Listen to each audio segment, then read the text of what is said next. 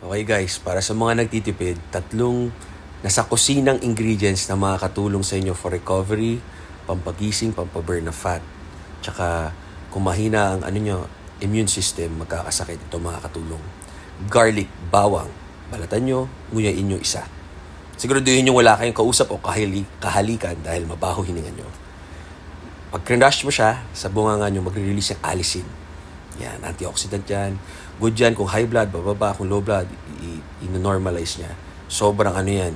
Ginagamit pa yun ng panahon ng mga Egyptians yan, garlic. Ginger naman, gingeroids. Pag may inflammation, magkakasakit, magkakalagnat, ubos-sipon, pangontra rin yan, pareho yan ng garlic. Kaya pag kinumbayin mo yan, malupit. Gingeroids, alisin. Tapos pag sinabayan mo pa ng onion, yung red onion, yung maanghang. Yun, may flavonoids yung onion, nakakaiba. Na pag nasobrahan tayo sa L-carnitine, yung dumi nun, nililinis niya. Nakakaganda ng katawan. Tama kayo, mali ako, I'm not your